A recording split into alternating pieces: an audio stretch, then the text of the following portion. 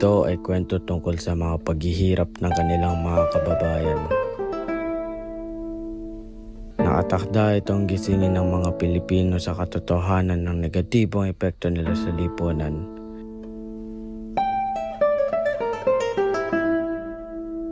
Dahil sa takot nila sa mga dayuhan, ito ay hindi na pag-usapan ng mga tao.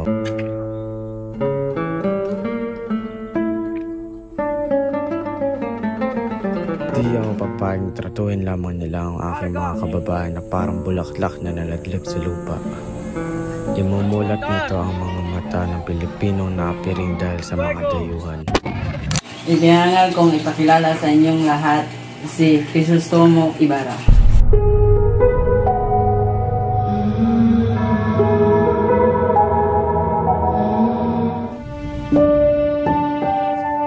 Sa aking inirap.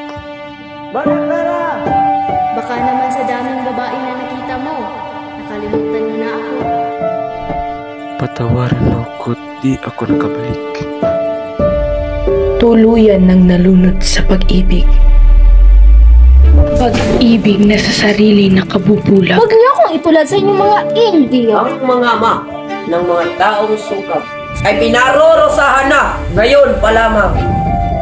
Bulag sa pang-aalipusta. Abusado.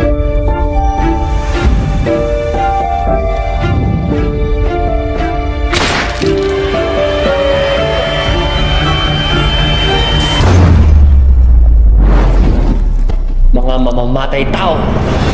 Sumusobra ka na! Lumayo kayo kung di nyo ibig mamatay!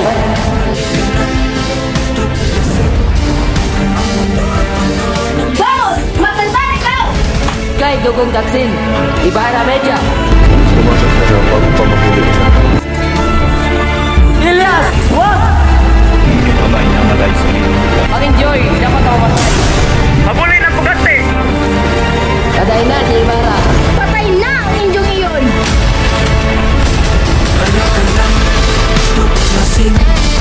Ang mundo puno ng isip. Merda! Anong tako yung isinilang na may katumbal na sumpa?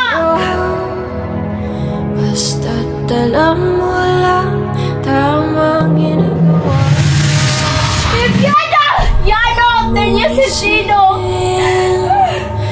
Mong dibdibin kung papatulan mo lalo ka lang masarili. Sino ka? Wala niya! Mamamatay ka! Sistan! Baselyo!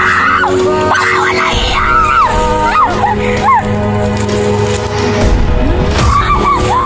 Nasaan na kayo?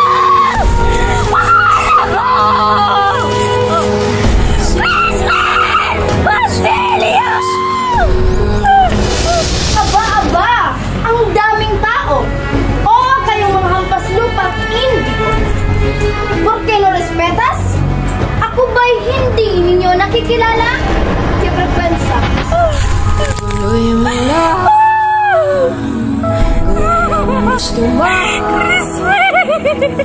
Walang mangyayari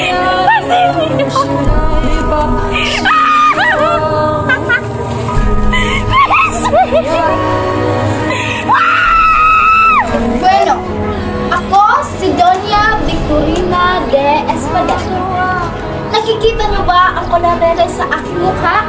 Ang magaganda at magaganap kong kasuotan na tila'y parang isang mistisa. Hindi katulad yung mga Indio na sikitim ng mga items. Hindi ako eh!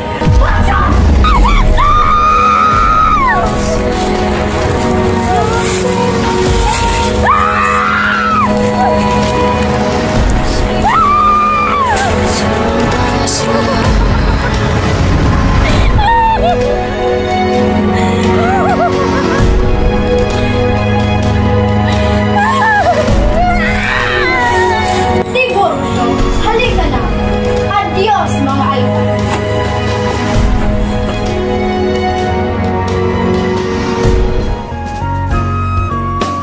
Nagkakamali ka kung sa tingin mo'y nilisan kita. Sapagkat kahit sandali ako ang talo, araw-araw sa'yo lamang ako. Babalikan kita, Maria.